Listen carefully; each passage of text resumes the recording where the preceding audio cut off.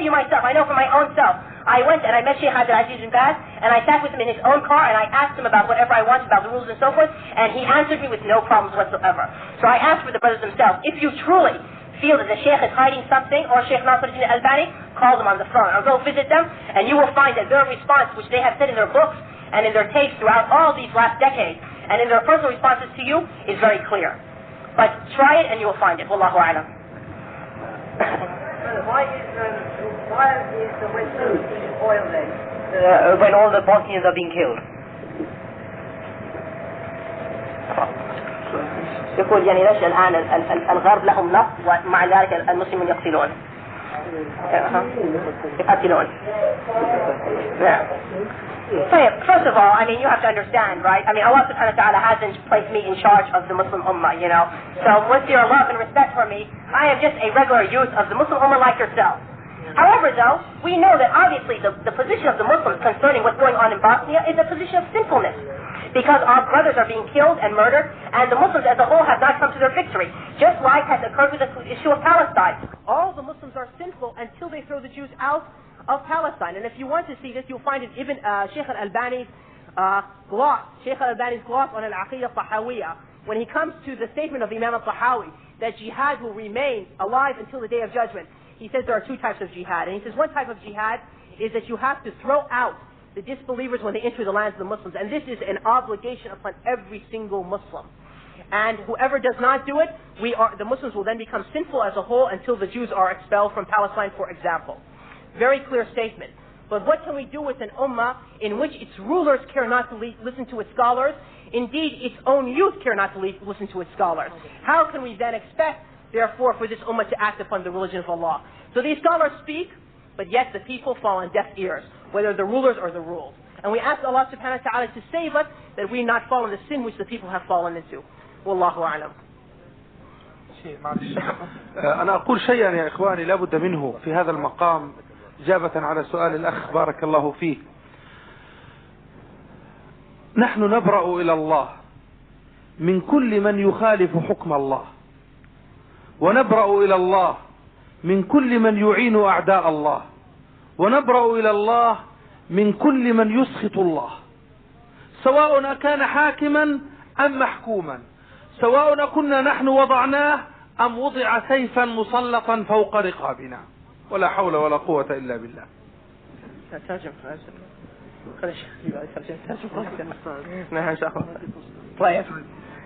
The Sheikh said we disavow ourselves from anybody who does a sin, from anybody who turns his sword against the necks of the ummah, from anybody who assists the disbelievers against the believers. Any of these cases, as the Sheikh mentioned some of them, we disavow ourselves from those persons and from their actions. And we openly say that with no qualms about it.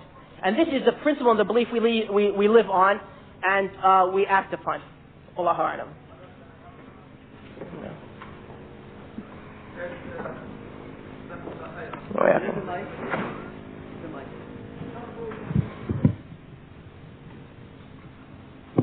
Jazakumullah khairan for the explanation about Hizb-ut-Tahrir. Although you've concentrated a lot on the hadith, especially aspect, the da'if and the ahad and the mutawatir. But there are many aspects of the Hizb-ut-Tahrir which are totally unacceptable, or even to the layman of practicing Muslims. Like Hizb-ut-Tahrir in their books, they openly accept pornography. A lot of the brothers who follow them don't know this. In Hizb-ut-Tahrir, you cannot look at a naked woman, it's haram, directly, but you could look at a picture of a naked woman, right? The brothers, right, this is written in their books about Hizb-ut-Tahrir. In Hizb-ut-Tahrir, when they have meetings like this, and this is known, if the time of prayer comes, it doesn't matter. Although, among the Indian and Pakistanis, the bearded ones go for prayer, but Hizb-ut-Tahrir stay there in the panel talking and politics, and what that matters is politics. Right? So the aspects of Hizb-ut-Tahrir as well, it's not only the hadith only. Actually, we talk to them, they don't know what is hadith ahadith. The brothers, probably, if there were any members of Hizb-ut-Tahrir here, they would not have understood what the scholars are talking about ahad. Because Hizb-ut-Tahrir thinks that hadith mashhur is mutawatir. They don't know what hadith mashhur is. Because they give us one day an example, they say, this is hadith mashhur.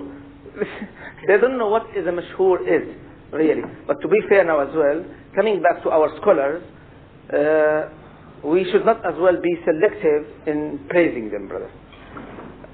Sheikh Ibn Baz, services to Islam is innumerable, really. For all his life, I know, brother, a lot about his work for Islam. His fatwas regarding the Afghanis, the Muslim brothers in Syria, the persecuted Muslims. His service actually to Islam. The only ones who would deny it is a blind man or someone who is an enemy of Islam. But again, there's some of his fatwas as well who have not been consistent with his status, like calling Saddam Hussein kafir after a war after he took over Kuwait, like calling Gaddafi kafir when it suits the Saudi rulers, and calling Hafez al-Assad kafir when it rules the Saudi rulers. But when both of them came to Mecca and visited the Kaaba, then not only Ibn Baz, other scholars of Saudi Arabia kept quiet about it, like having riba in Saudi Arabia as well, right? This is a major issue that you can, I think somebody told me, I'm not sure about this, there is no Islamic bank in Saudi Arabia, only riba banks there. So we have to be honest about this. But having said that, we cannot as well deny that the importance and the services and the devotion of Sheikh Ibn Baz to Islam. So we cannot be, we have to be honest and not very selective. Jazakumullah khairan. Do you judge Sheikh Ibn Baz as a caliphate, as a Khalifa?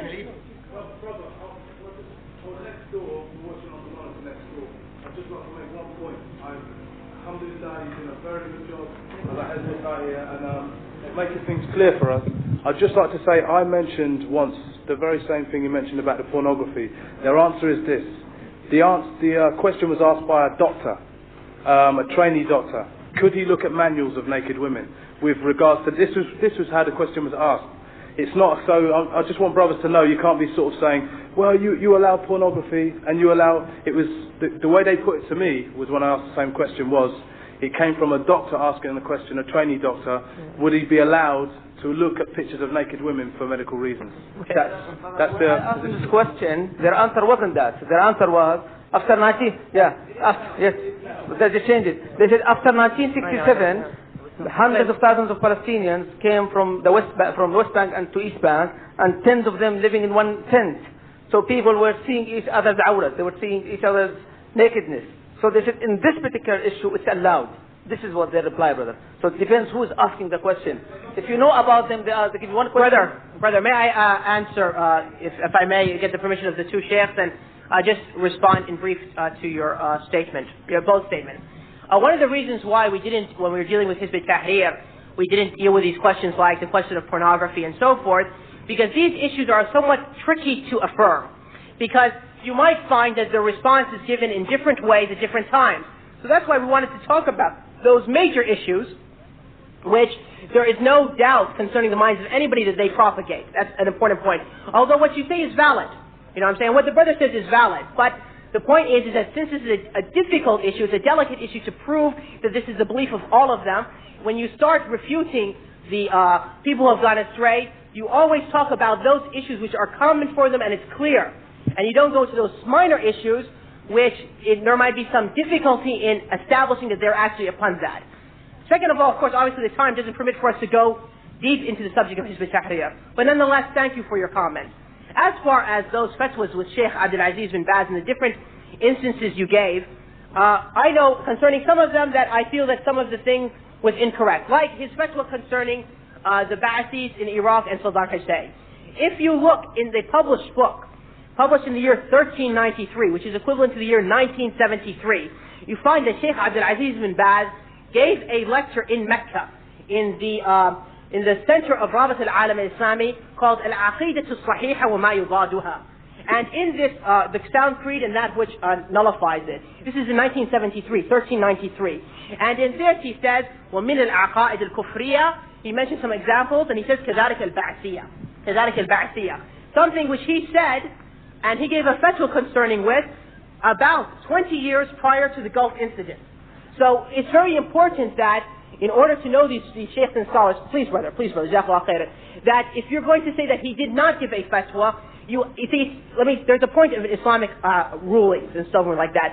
To affirm something, or to affirm that something is, just because you do not have knowledge of something, doesn't mean that thing doesn't exist.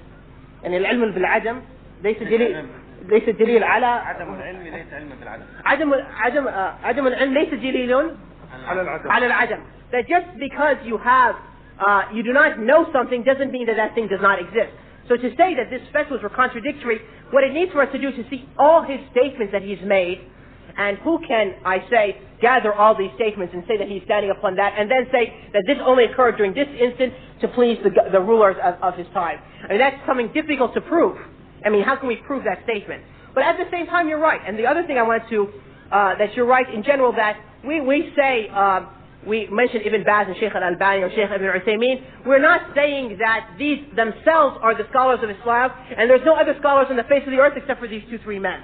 No, but rather what we're doing is we're practicing a sunnah, a practice of our salaf. Who did this practice? Ibn al-Mubarak. When Ibn al-Mubarak was approached and asked who is the safe set, he said so and so. And in one report, Abu Bakr and Umar. They said, okay, they've died. He said, then so and so. And then he said they died. And then he said a certain specific man in Khurasan. Does this mean that Ibn Mubarak was denying that the Jama'ah was anybody else besides this man? Of course not. So when we give an example, it doesn't mean that we are in any way denying the merit and the role and the position of the other scholars of Islam. But rather we're just striking an example of who we feel are the premier scholars of Islam. And perhaps we're right in our judgment and perhaps we're wrong. And Allah subhanahu wa ta'ala knows. And maybe Sheikh Muhammad Isma'il has a comment on what I said. Wallahu a'lam. Brother, I just want to finish my point off. Yeah. Can I just say that your point that you made on the inaction of the Muslim states, we are over 50 states now. Has Sheikh bin Baz called for a Khalifa system for all Muslims? Have you heard this anywhere? Please enlighten us.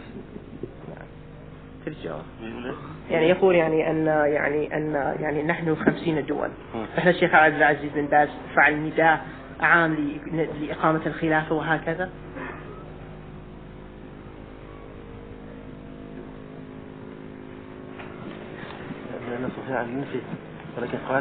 أنا أقول يا إخواني بارك الله فيكم، ينبغي النظر إلى قضية مهمة جوابا على هذا السؤال ومثله من الأسئلة.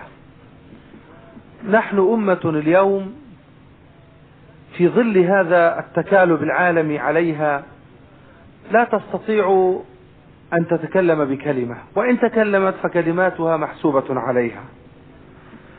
نحن لماذا نطالب مثلا الشيخ بن باز وفي الدول الإسلامية كما ذكرت 50 دولة أو زيادة؟ هذا الرجل الضرير الضعيف الذي كذا وكذا وحوله كذا وكذا ووضعه كذا وكذا ووضعه كذا وكذا، كيف نطالبه بأن يحمل هم الأمة فوق ظهره؟ أليس في الباكستان علماء؟ أليس في الهند علماء؟ أليس في مصر علماء؟ أليس في الدنيا كلها علماء؟ أليس الذين يطالبون ابن باز معظمهم لا يعترفون بابن باز؟ سبحان الله العظيم.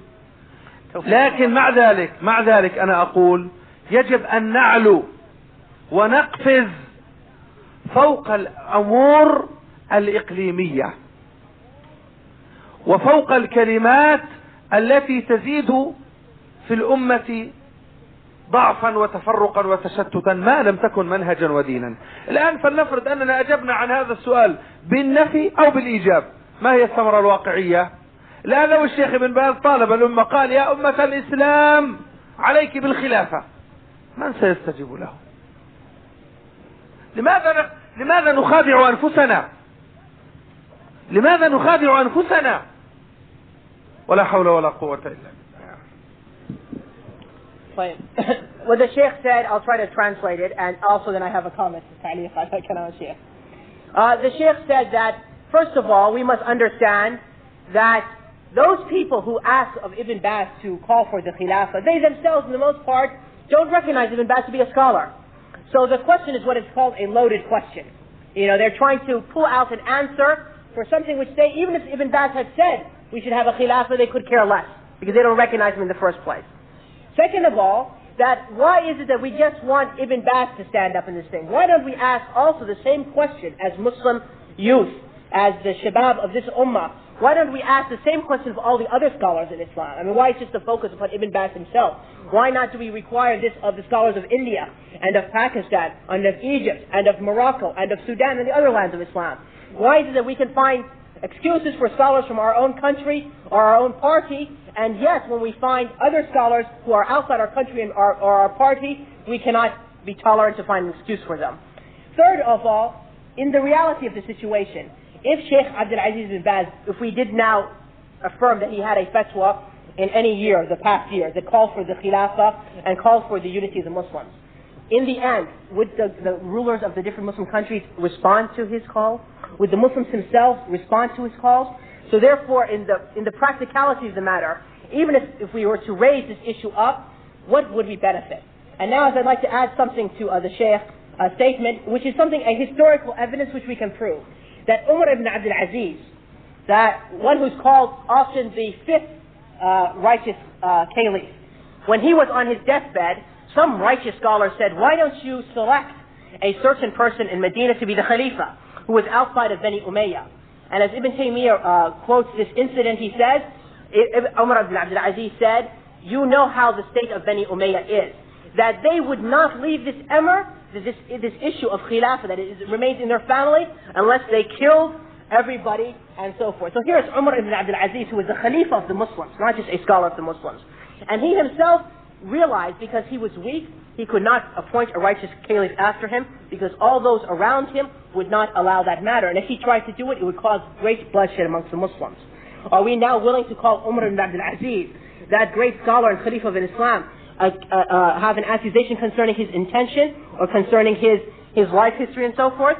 I think not. Wallahu ta'ala a'lam.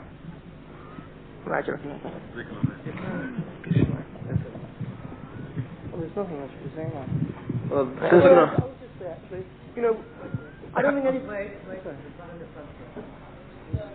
I don't think we were highlighting...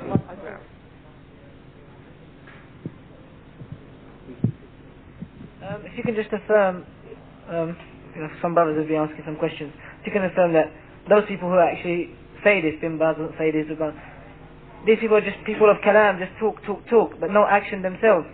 So really, if you can just, talk to the brothers, inshallah, and tell them how that we should remove ourselves from this and return to ourselves, treat ourselves as though we are a mirror, look at our own actions and see how far we are going, rather than just looking at scholars. Great scholars are teaching us the deen.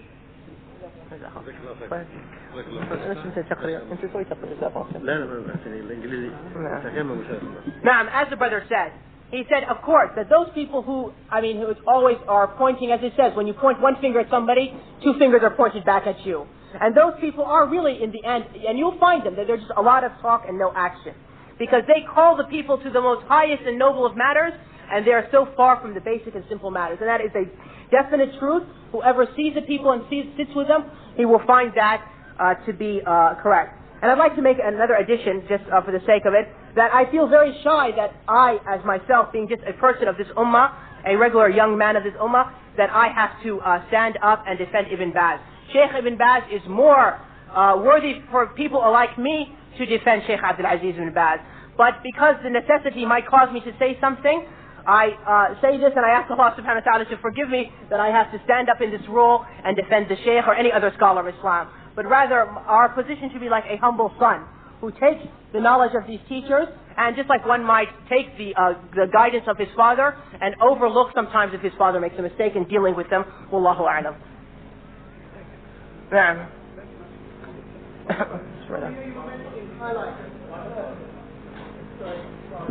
You were mentioning highlighting.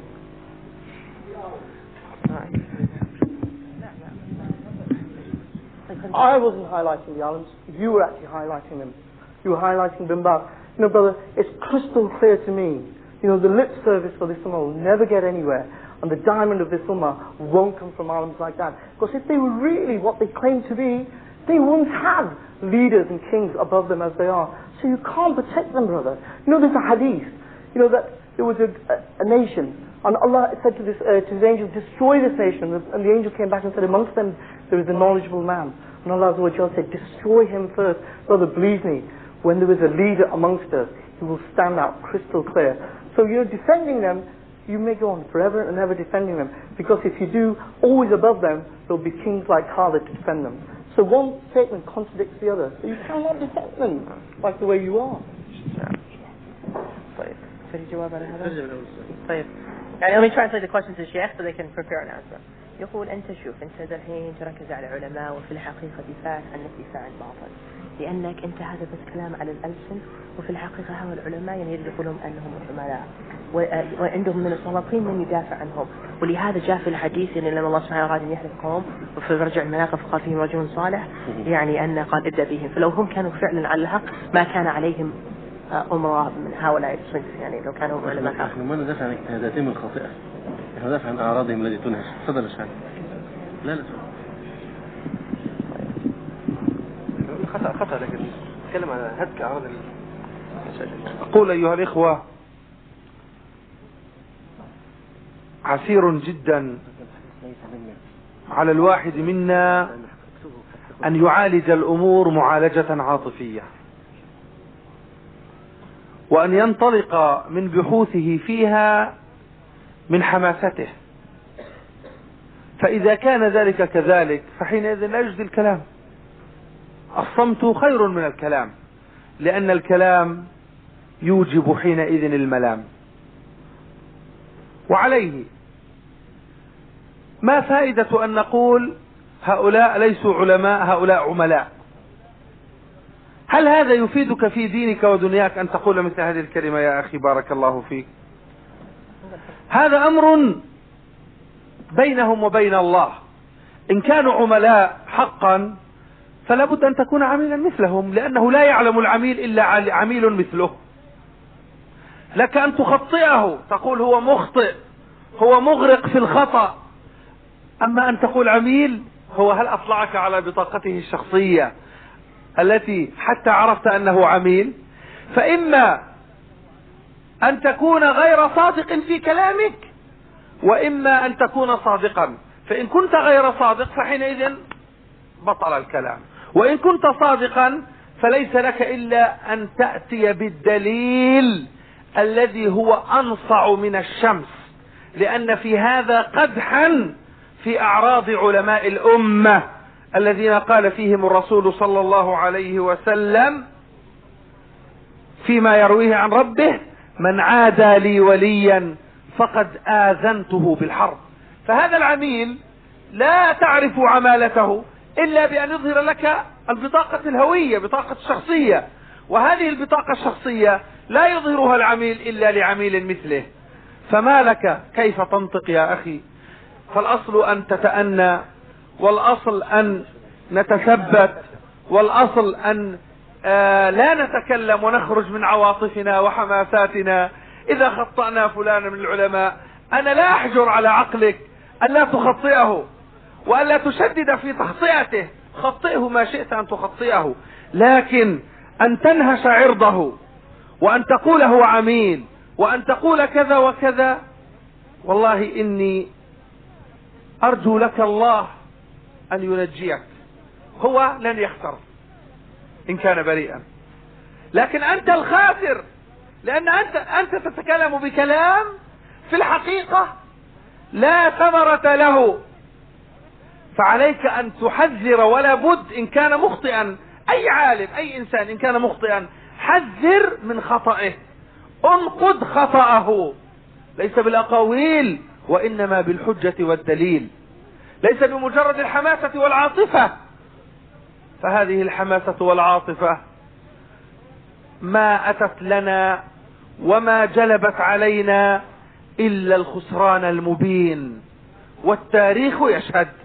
ورضي الله عن ابن مسعود القائل السعيد من وعظ بغيره. فكيف بنفسه؟ نحن خذلتنا أنفسنا ولم نتعظ بأنفسنا، فهل نتعظ بغيرنا؟ ولا حول ولا قوة إلا بالله.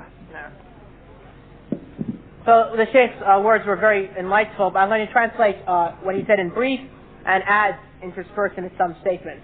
The first thing the Shaykh said, that obviously when we're coming to these topics, we have to always remember that we should not approach them just out of mere feelings and emotions. That this subject, we need to discuss it not from an emotional stance, we need to discuss it from a stance of trying to seek the truth, rationally approach the subject. Even if nobody is trying to say, do not find fault with the Shaykh. Nobody's trying to say, do not be harsh with the Shaykh and say that you have made an error in this and that matter. But the point is, when you want to do that, have your evidences from the Qur'an and Sunnah. Argue with the Shaykh just like the scholars argue with one another. And don't claim something which you yourself cannot prove. How can we prove that a person is a spy? It is very difficult to prove that. But let me finish, brother, then you can say whatever you want. I'd like to bring you a couple of examples from history. The brother made a very poignant comment, with a lot of times people bring this issue out, that if these scholars were true scholars, how come the affairs of the Ummah are so bad? I'd like to remind you with the incident of Ali ibn Abi Talib prior to the battle of Al-Jamal, when he was fighting with the mother of the believers, Aisha and Talha and Zubayr. A Bedouin came to Ali and said, how is it that now when you've taken over the Khilafah, the Muslims, the Sahaba are at each other's swords, but in the time of Abu Bakr and Umar, there was not this incident used to occur. Ali turned to this Bedouin man and said to him, because in the time of Abu Bakr and Umar, they were ruling over men of my caliber. And in my day, I'm ruling over men of your caliber, and this is why Allah subhanahu wa ta'ala has caused the situation that our swords are together, are at each other, the Muslims. This words of Ali ibn Abi Talib, if we were to write it in gold, we would not have done enough justice to it. Because it gives us a methodology to understand that if we cannot say that because we see things on the earth from Allah's qadr, that this is a direct result of a shaykh's shortcoming. But it is a direct result of the society is the whole shortcoming, and not that specific shaykh himself. That's the first point. The second point is, let us say for instance that Ibn Baz is not a scholar of Islam and is not trustworthy. And let us say for the sake of argument that Shaykh al-Albani is not that. And let us say for a sake of argument also that Ibn Uthaymeen is not like that. And also that Shaykh al-Halabi and Shaykh Muhammad Isma'il are also like that. And name me whoever you want from the scholars. I ask you to explain to me one hadith of the Prophet ﷺ. When the Prophet ﷺ said, there shall remain one group of my ummah upon the truth, and they will never go, they will remain upon the truth victorious until the day of judgment. And the scholars of hadith, like Imam al-Bukhari says, they are the scholars, that this group is the scholars. Who are those scholars in today's time? As Ibn Taymiyyah said one time when he was arguing with his people, show me your men. So tell me now, which are the scholars, therefore we may trust and so forth. Okay, also Shaykh Muhammad Isma'il told me to mention this hadith, which I forgot to mention in his speech earlier. The Prophet ﷺ said, he is not from us who does not show respect to the elder of our community and shows mercy to the youth of our community or the child of our community and knows the right of our scholars upon us. Yeah. Allahu a'lam.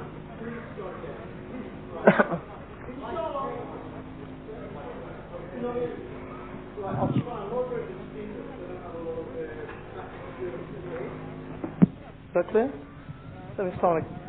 Right, I'll try my best, okay, as a simple, basic guy coming across.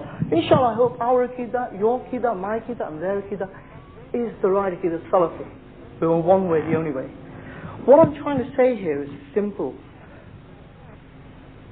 If you eat curry, you're going to smell of curry, yeah? It's obvious, isn't it? I'm not saying Sheikh bin Baz. I didn't criticize him, I didn't say he's an agent. Those weren't my words. I said, I'll repeat again, I said, you were highlighting him, yeah? Defending him ultimately, right? All I'm saying is, Sheikh bin Baz, I've just recently come from Saudi Arabia. I know the atmosphere in the Kaaba. I know what's going on. Because fortunately, I was lucky enough to meet in the depth of it, yeah? And I know how the lips are sealed. The hearts might not be sealed, but the lips are truly sealed. Brother, I'll try to get my answer by going through a question. Place. Right, forget the Prophet Muhammad Sallallahu Alaihi Wasallam, because he's a great prophet, right? Take somebody like Umar radiallahu anhu, Abu Bakr.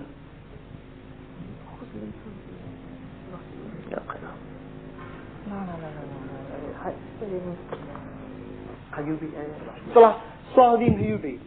Place them in this predicament now, right?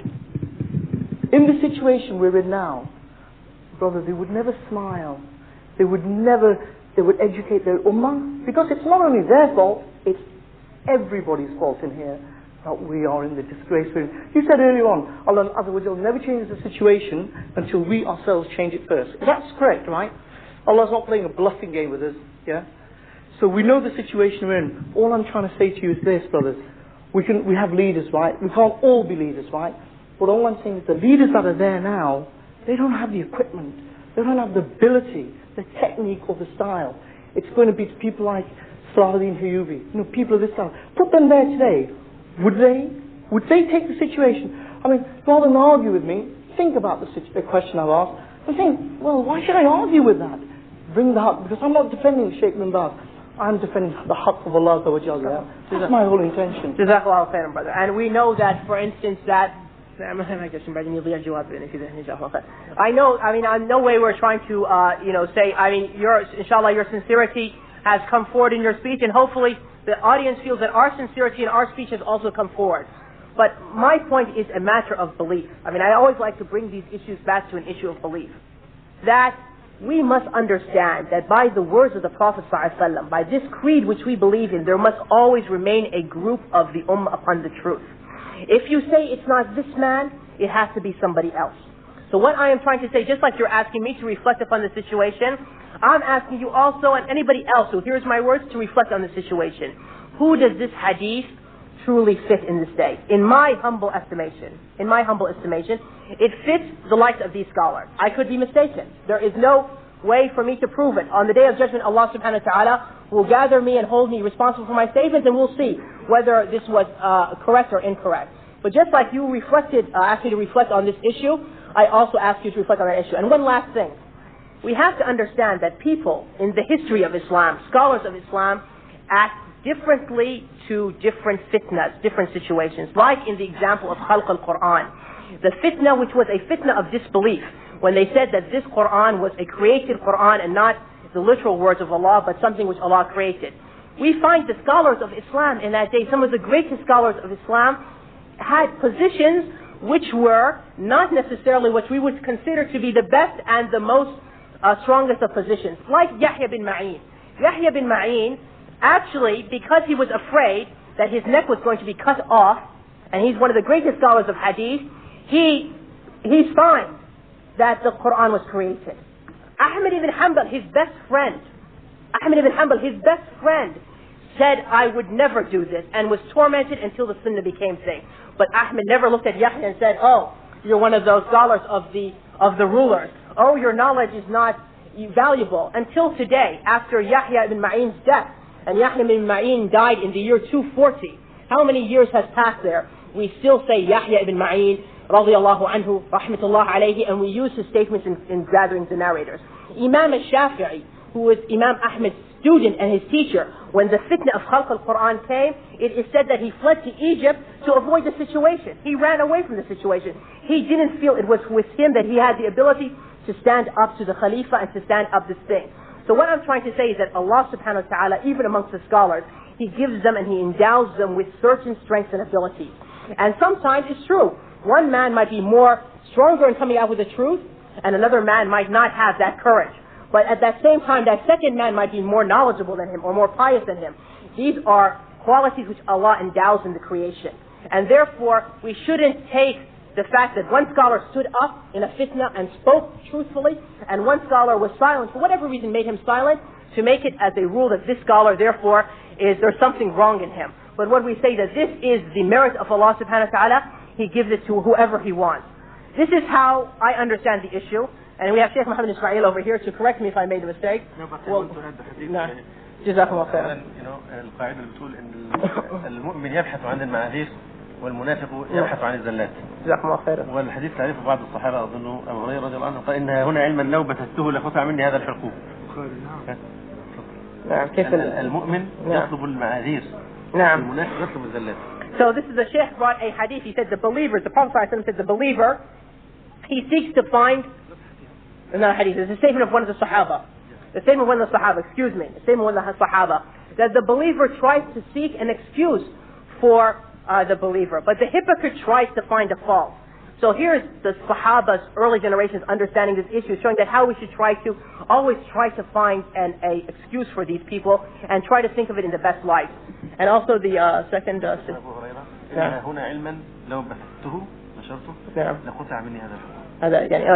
Abu Huraira said that Abu Huraira radiallahu anhu said a statement, and we know that Abu Huraira gave his whole life to spread the sunnah of the Prophet ﷺ. He said, in this breast of mine is knowledge, that if I was to spread it, they would cut my neck. Meaning that sometimes even the Sahaba felt they couldn't say what they wanted to say. So if this happened at the time of the Sahaba, and the Sahaba, you know who the Sahaba are. How about people who have come, even though they're scholars, have come 14 or 15 generations after that? We only ask Allah subhanahu wa ta'ala to preserve us in our own deen and to save us from these fitnas which come across the hearts of people. حينما سأله النبي عليه السلام أن واحد منهم يخرج في غزوة الأحزاب في البر. يعني واحد من الصحابة قال، واحد من التابعين يقول للصحابي كيف رأيتم الرسول عليه السلام؟ نعم. وإحنا لو كنا أدركناه ما كنا جانا نعيش في الأرض، كنا أخذنا على رؤوسنا. نعم. فرد قال يعني احمد الله سبحانه وتعالى فإن هناك ناس رأوا الرسول. صحيح. نعم. وكانوا من أهل جهنم. نعم. نعم. إذا الإنسان not to be tried. نعم. اسأل الله العافية. نعم. صحيح. Sheikh Muhammad Isma'il also brings another great rule and principle. And this has occurred, he mentions the story of Hudayfa, and I remember the story, what happened with al-Khabbab, a little bit better. So, that one time, a person came to al-Khabbab, and he was in Syria and in Damascus, and another of the Prophet's companions, and said to them, you know, had we lived in the time of the Prophet ﷺ, we would not have allowed the Prophet ﷺ to go through such hardship. We would have carried him on our shoulders. So then the Sahabi asked Khabbab to raise his shirt and see the marks of him being whipped by the disbelievers. And he said, there was verily people who knew the Prophet Muhammad ﷺ and saw him with their own very eyes, but yet disbelieved in him. So just be thankful to Allah subhanahu wa ta'ala that you are in the Islamic religion. In the other sense, what the Shaykh is trying to say is that we should be thankful to Allah subhanahu wa ta'ala that we have not been placed in the position of these scholars. Because had we been placed in the position of these scholars, we might do more evil and more things which would cause the destruction of our souls in the hereafter. We should be thankful to Allah subhanahu wa ta'ala that Allah has not placed His responsibility in our necks, and therefore we will not be asked about it unless we speak about it in what we are not allowed to speak about. And Allah subhanahu wa ta'ala knows best. أثر المروي عن عمر بن عبد العزيز لما أرسل الرجل يقول له يعني ما تقول في الفتنة بين الصحابة جميعا قال تلك دماء عصم الله يعني سيوفنا فلا نلوث بها ألسنتنا الدماء ثم تلا قوله تعالى تلك أمة قد خلت الإنسان يعرض عن الكلام في الآخرين. So the Shaykh brings another historical evidence with Umar ibn Abd al-Aziz.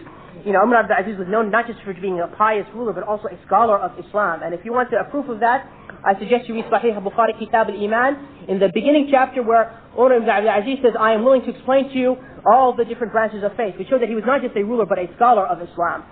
When he was asked concerning the position of the Sahaba when they fought with one another, what did Umar ibn Abd al-Aziz said? He said, this was a fitna which Allah subhanahu wa ta'ala saved us, that our swords did not fall into it, so we have no bloodshed on our swords, and we therefore will not allow our tongues to fall into it. Then he recited the verse of Allah subhanahu wa ta'ala, that those are a people who have passed.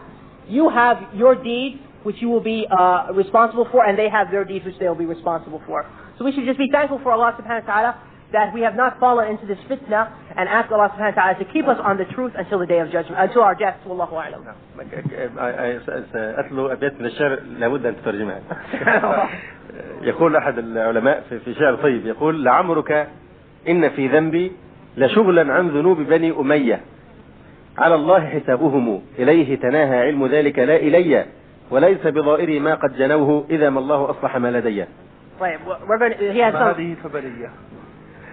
No, inshallah, I'll translate the lines of poetry, but Shaykh Muhammad Isma'il will say it. لعمرك إن في ذنبي لشغلا عن ذنوب بني أمية. So one scholar said, or one poet said, by my life, that in my own sins is enough for me to be worried about than the sins of Bani Umayyah. على الله حسابهم إليه تناهى علم ذلك لا إلي. And upon Allah is there to judge them, and knowledge of their affair returns with Allah subhanahu wa ta'ala, and not will end up with me. وليس بضائري ما قد جنوه إذا ما الله أصلح ما لدي. وليس بضائري لا يضرني وليس بضائري ما قد جنوه من الأخطاء إذا ما الله أصلح ما لدي. Right, and it's not of any, it will not harm me because of the sins that they have done. إذا ما الله أصلح ما لدي ما As so long as Allah subhanahu wa ta'ala has corrected my own fault. So these are some lines of beautiful Arabic poetry which I did no justice to in the translation. And as in the Masala says, blessed is he who is more that his concern with his own sins leave him from being concerned with the sins of the others. والله أعلم. هذا الأخ رفعيده. نعم. فليكن هو آخر سؤال هذا الأخ. تفضل. نعم. Last question. إن شاء الله. جزاك الله خيرا. عليكم السلام. What? Some scholars, you know him very well, they are saying that even interest is halal. Interest banking system is halal. There are scholars like this. And recently some scholars from another Muslim country visited this country, and he is preaching that those people who are saying that grave worshipping is shirk or this, they are kafir. So grave worshipping is one of the signs of being Ahlul Sunnah wal Jama'ah. So what do you say in this? And he's one of the famous scholars, not just like common man. He's very well known. I'm not going to name his.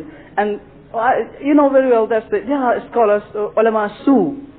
So not all they're always defending the scholars. There are scholars. I think your opinion must be different about them. And as Abdullah ibn Mubarak says, هل استدى الدين إلا الملوك والأمراء أو إلا الأمراء وعلماء السوء أو كما قاله أنت مدرى بالنصوص. جزاكم الله خير. لا يقول يعني أن لقد يعني قد زارنا يعني مؤخرا عالم يعني أفتى بجواز الأخذ الفوائد البنوكية، كما زار إلينا يعني عالم كذلك قال أن عبادة القبور من سمات أهل السنة والجماعة، ومن أنكر ذلك فهو كافر. فلا شك أن في علماء سوء يعني يعني وثم تشتبه بيت ابن المبارك يعني أن ما أفسد يعني ما أفسد يعني وما أفسد الدين إلا الملوك وأحبار سوء ورهبانها. نعم. فيعني فيقول يعني ما هل لك تعليق على علماء السوء أو شيء يعني أو ما أدري، هو ما يعني أسأل جواب أكثر من تعليق. نعم والرضا أو شيء يعني جاوبهم بالإنجليزي. You know, you qualified them as ulama su, and that's enough. They are not good examples. You said ulama su. Yes. And in other words, what you said was correct. They are ulama. I agree you, brother. We agree with you. Yes. They do more than this. We know them well.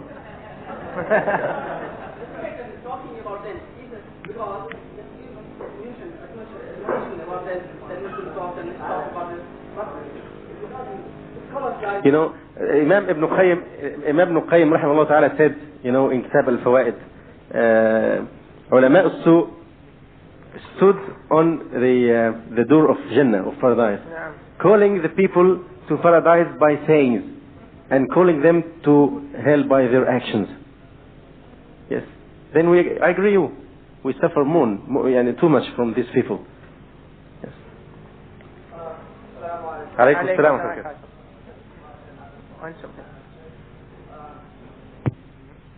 My question is about the situation of ulama before invasion of Kuwait. The situation of ulama before invasion of Kuwait, they used to not allow to speak about politics. They have a right to speak about faith, to be kind to the parents, a moral, and so on and on. But after invasion of Kuwait, we shocked all Muslims of the world. All ulama, they start giving the fatwa about about Saddam, about America to come to Saudi Arabia, and because it was. أولا يا إخواني بارك الله فيكم، جوابا على هذا السؤال الذي ذكره الأخ، في ظني قد سبق شيء من الجواب عنه في كلام الشيخ علي التميمي، حيث بين أن الشيخ مثلا ابن باز وغيره من أهل العلم قد تكلموا في حزب البعث وكفره قبل دخول صدام الكويت بسنوات كثيرة، والشيخ ابن باز تكلم في كفر القذافي وتكلم في كفر أبو رقيبة، وغيره من أهل العلم تكلم في كفر النصيرية وطواغيتها، وكثير من أهل العلم تكلموا في كثير من القضايا. هذه نقطة أولى. لطفا أنا أتكلم عن العلماء جميعا. هذه نقطة أولى. النقطة الثانية، نحن بسبب تشتتنا بعضنا عن بعض قد لا نستطيع تتبع كلام أهل العلم أو تتبع كلام أهل العلم في كل مكان. فالشيخ الألباني مثلا له من الأشرطة يوميا قد يكون شريطين أو 3 أو 5، فماذا نستطيع أنا أو أنت أن نتتبع هذا الكلام؟ الشيخ ابن باز له من الفتاوى ما لا يعلمه إلا الله سبحانه وتعالى، الجرائد والصحف والإذاعة وما شابه ذلك. ماذا نستطيع أن نستحضر حتى أن نقول إنه لم يفتي أو أفتى؟ أيضا أنا أتكلم عن هذين العالمين لأنهما هما من رموز أهل السنة والجماعة في هذا العصر، فما بالك بعلماء الهند والباكستان، فما بالك بعلماء مثلا مصر وعلماء الشام وما شابه ذلك. لذلك العلماء يقولون النفي ليس بعلم، النفي ليس بعلم. عندما نقول فلان ما تكلم هذا ليس بعلم، فما أدرك أنه قد تكلم. لذلك قد نقول لم يصلنا أن ابن باز تكلم في كذا، مثلا ابن باز، أنا أضرب مثلا ولا أريد يعني أن ألزمك بأنك هذا ما سألته، أن ابن باز ما أدراني وأنا أقول نعم والله لم يصلني وإياك أن ابن باز قال كذا، هذا صحيح. لكن هل عدم وصول الخبر إلي وإليك يعني أن ابن باز حقا ما تكلم بهذا الشيء؟ إذن كما قال الأخونا المؤمنون عزارون والمنافقون عسارون، فنحن إن شاء الله نحسب أنفسنا جميعا مؤمنين، فبالتالي يجب أن نلتمس المعذرة لمن هو أهل لها. هذه نقطة مهمة، نلتمس المعذرة لمن هو أهل لها، لا نلتمس المعذرة لمن نعلم من شواهد وقرائن أنه كما ذكر بعض الإخوة من علماء السوء أو من أهل البدع والضلال وما شابه ذلك. وأكرر قضية مهمة ومهمة جدا، يجب ألا نستلزم من أن فلانا عالم كبير من العلماء ومشهور بالفهم والفقه في دين الله أنه لا يخطئ. طبعا يخطئ يا إخواننا بارك الله فيكم، طالما أنه بشر يخطئ حتى ولو كان عالما. هذا الثاني.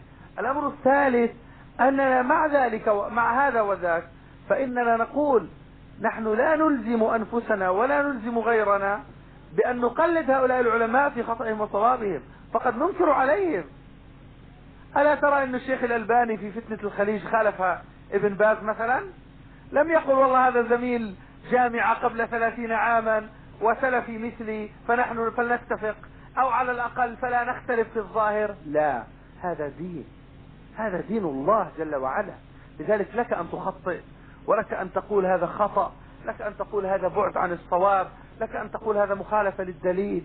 أما أن نتهم وكذا لمن هو ليس أهلا للاتهام فهذا في الحقيقة بعد عن الصواب، ننزه أنفسنا وإخواننا عنه.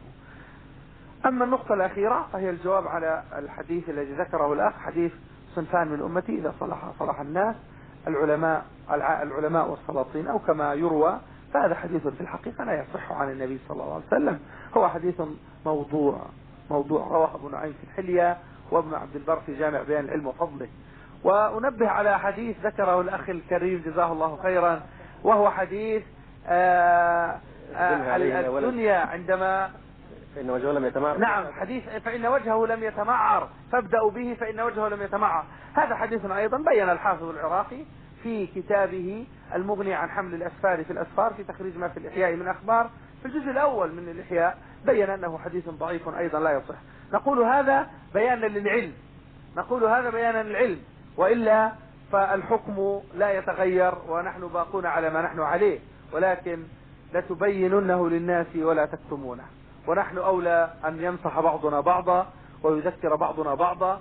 ولم نجتمع أيها الإخوة في الله، لم نجتمع إلى الساعة 3 فقط لإضاعة الوقت. لم نأتي من البلاد من الشرق إلى الغرب فقط للكلام هكذا بما لا يسمن ولا يغني من جوع. والله ما جئنا إلا حبا لكم في الله، والله ما جئنا إلا تعاونا على تقوى الله وطاعته. فلتثمر هذه المحبة وهذه الطاعة ثمرات عظيمة جليلة، أهمها وضوح الفهم الصحيح لدين الله جل وعلا، مع البعد عن الحماسة والعاطفة التي قد تضر أصحابها وتغر أربابها. والله أعلم. translate and they have it. طيب إن شاء الله. I'm going to translate, try to do justice to translate Sheikh Ali's beautiful words by just translating some of it. That's Allah subhanahu wa ta'ala forgive me for doing injustice to his words. The point is that concerning the hadith which our brother mentioned earlier, that there was a people who were sinful and Allah subhanahu wa ta'ala sent the angels to destroy them, and then the angels returned back to Allah and said there's a righteous man amongst them. So Allah subhanahu wa ta'ala said begin with him because he never showed any anger in his face from the evil. This hadith in actuality is weak, and you can see that al-Hafiz al-Iraqi, who died in the year he died in around the year 806. I mean, about 6 centuries before what we're talking about now. Mentioned that this hadith was weak in his takhrij, or his grading of the hadith of Ihya Ulumuddin by Imam al-Ghazali.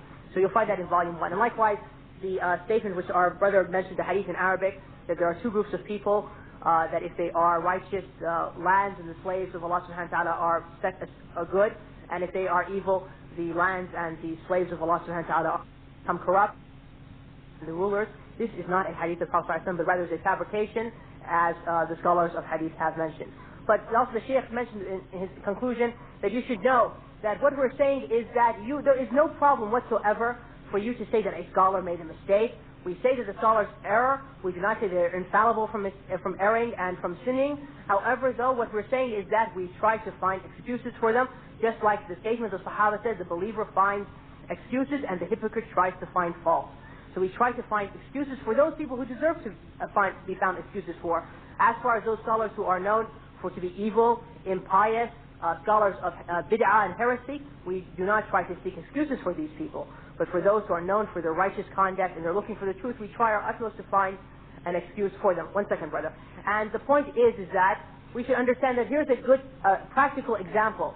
When, as the Shaykh mentioned, that when the Gulf War, the fitna of the Gulf War occurred, we find two scholars of Ahl Sunnah wal Jama'ah, two Salafi scholars, al-Albani and Ibn Baz. One gave a fatwa in one direction, the other gave a fatwa in another direction. But yet, Shaykh al-Albani didn't say, for instance, well, I've known Shaykh Ibn Baz now for so many decades, and therefore, since we're from the same belief and the same methodology, we need to therefore cover each other.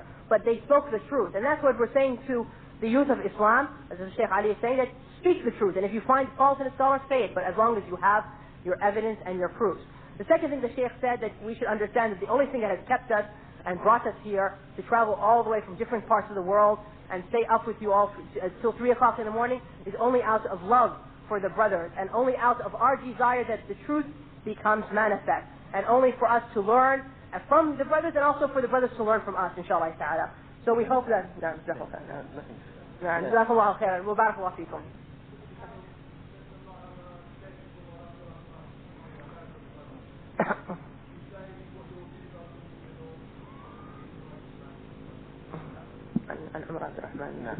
هل تقولون شيء في You're asking me? Are you asking me particularly, or you? I just wanted any information you have, or is it true they're going to send him back to Egypt, and what the panel's view is. You were talking about scholars and sheikhs and your different views towards them and how you cover their faults, and who you regarded in high esteem and who you didn't. You didn't mention his name. I just wanted to know what the panel's views, not just you personally, but all of your views were towards him, because this is a man that's obviously in the news at the moment. So let me translate to the scholars your question, inshallah, and then they'll give a response. يقول يعني أن أنتم ذكرتم علماء وهكذا، فالآن يعني قد ظهر في الأخبار وهكذا عن عمر عبد الرحمن، يعني فما قولكم فيه يعني وفي آرائه، وكذلك يعني عن قبل هل صحيح أن سمعت منهم سيطرد الآن من أمريكا ويأتى بالأمريكا من مصر وهكذا. طيب Sheikh al-Halabi is going to answer the question, and I will try my best to translate it in a correct manner. الشيخ عمر يمر الآن بفتنة ومحنة، ندعو الله أن يفرج كربه فيها، فإذا اطمأننا أن الله قد فرج كربه نجيب عن سؤالك إن شاء الله. The Sheikh said something which is a very strong, poignant statement. He said, right now Sheikh Umar is going through a fitna and a trial and a test. So once we are certain that that trial and test has passed from him, we will then answer your question for you. Yeah.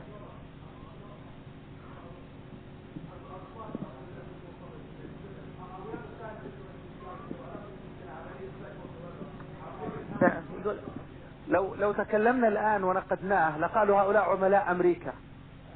That had we now said something against him, right, that people will accuse us of being agents for the United States. No, you. not say. I know not you, but the people would take our words on tape and so forth. طيب. I'm not the scholar to say something, you know. So, yeah. Right. Right. I understand that. Right. نعم.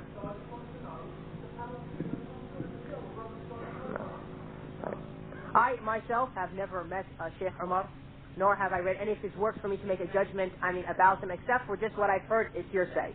As far as those scholars I've mentioned, al-Albani and Ibn Baz and Ibn Uthaymeen, Allah subhanahu wa ta'ala has given me the merit or the privilege to meet with them and sit with them even for just a short period of time.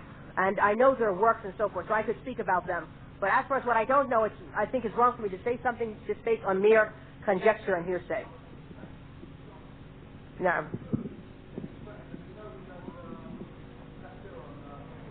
Naam. Right, coming from the States, I can tell you just in terms of...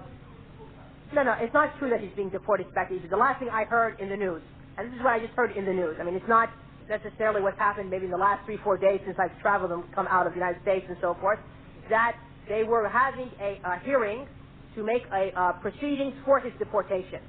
That's all I heard in the news. They didn't mention in the news report that I heard, right, or which country he did. But you have to understand. But you have to understand that, I don't spend 24 hours, a day, watching television and the news. So what I come about might just be one report in the paper or on television or something like that. And that's all I heard. Wallahu a'lam. Naam.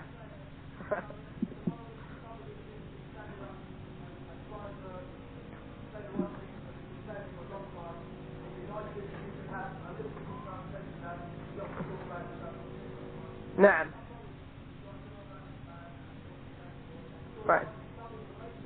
And what I'm trying to say is that in general, I have never sat with a scholar, nor have the scholars they give into what their statement is. I can only speak about myself. Wallahu a'lam. They said, as the Sheikh al-Halabi says, that now the scholar is going through a trial and test, Sheikh Umar, and therefore we don't want to say something which would but now is the fitness now, right now, inshallah. والله هو على الخطأ. نعم شيخ. طيب نعم شيخ.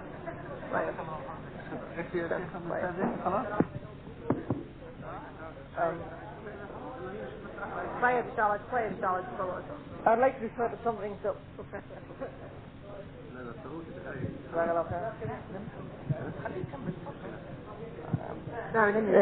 I want to refer back to something that was mentioned earlier once or twice and make perhaps what's more of a statement than a question, and perhaps the Shaykh could comment on that, please. This ayah was mentioned perhaps once or twice on Surah Ad. Allah does not change the condition of a people until they change what is within themselves. And I think perhaps because this ayah is misunderstood, and it's due to this misunderstanding that perhaps people have the attitudes that they have. And we find that it's not something perhaps peculiar to Hizb-ut-Tahrir, but it's because we've mentioned them and I want to mention in that light. And I've seen in the English and read in the English transcript, they say that Allah does not change the condition of a people until they change what is within themselves, means until they change what is within themselves, means to gain political awareness. Yani, Allah will not change their condition until they gain political awareness. And then as to the direction of this change, they say that Allah will not change the bad of a people, the bad condition, into a good condition until they gain this political awareness. As far as I know, both of these are contrary to the tafsir. Perhaps if the Shaykh could correct on this, and perhaps the other thing is just an observation, maybe the frustration is with the people because they misunderstand this ayah of being led to misunderstand this ayah, and on the basis of this they don't see the Shaykh telling the people that look, such and such is kafir and such is a fasiq, and that you should have political awareness, and for this reason they see the scholars as being incompetent or silent or not seeing to the needs of the Muslims. نعم يقول أنا أريد تعليق هذا ليس بسؤال ولكن قد وجدت أن الناس لا يفهمون قولي في سورة الرعد إن الله لا يغير ما يقصر منها في غير ما يقصر. فأنا وجدت أن هذه الآية حزب التحرير يستشهدون بها ويقولون هذه غير ما يقصر أي من التوعية السياسية. فلهذا السبب يعني إذا لأن الشباب لا يفهمون هذه الآية فيكون عندهم الضغط يعني على أنفسهم وهم يعني متضايقون على ما هم يرون من أحوال المسلمين وهكذا. ولكن إذا هم فهموا هذه الآية فهما صحيحا فعلهم إذن سيعرفون أن العلماء فعلا يقولون ببساطة شديدة إن الله لا يغير ما بقوم ما اسم موصول. نعم. الذي بقوم هذه من صيغ العموم. نعم. فتعم كل شيء ولا يجوز تخصيصها بشيء بدون أخر. نعم. So the Sheikh said that إن الله لا يغير ما بقوم ما. Right. The Sheikh said اسم موصول. The Sheikh said in explaining this verse, he said, you know, Allah subhanahu wa ta'ala says, ma bi qawmin. That ma is position according to Arabic grammar is what's known as ism mawsul, which I will not try to translate into English. But the point is that when this occurs, this type of ma in the Arabic grammar, it gives the understanding of generality.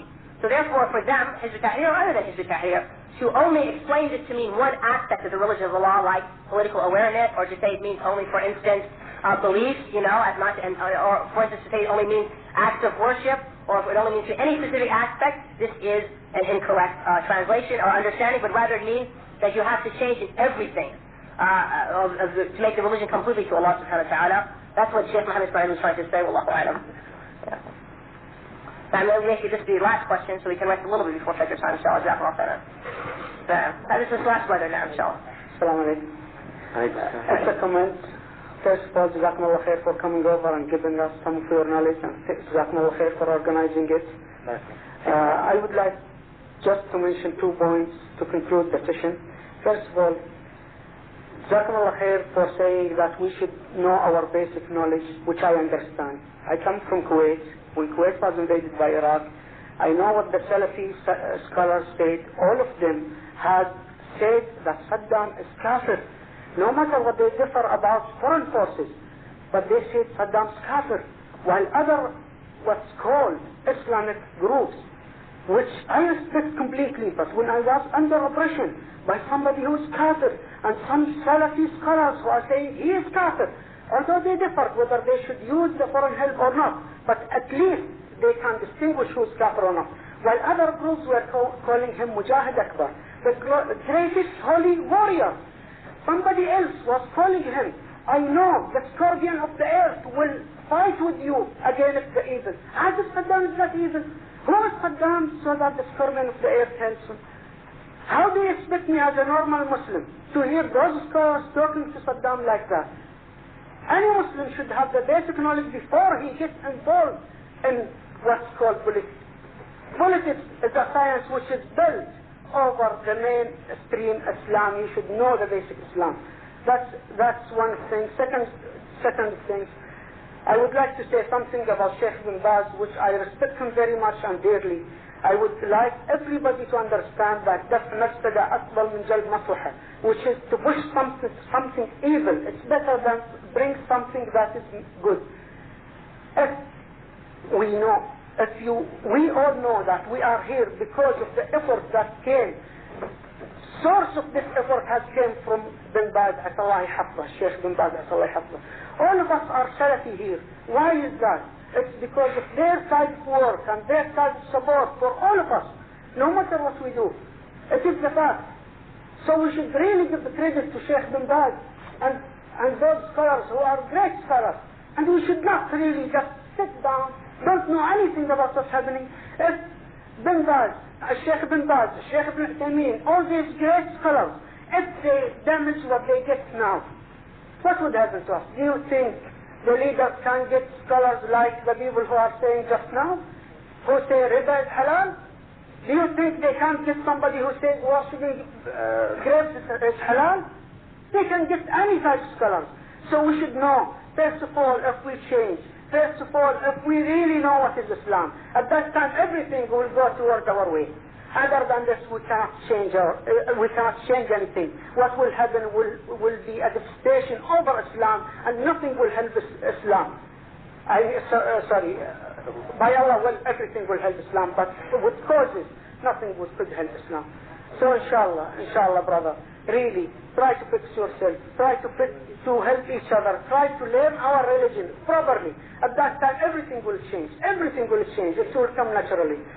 هذا جزاكم الله خير. بارك الله فيك. بارك الله فيك. أحسن الله إليك. سبحانك اللهم وبحمدك أشهد أن لا إله إلا أنت أستغفرك وأتوب إليك. جزاكم الله خيرا والسلام عليكم.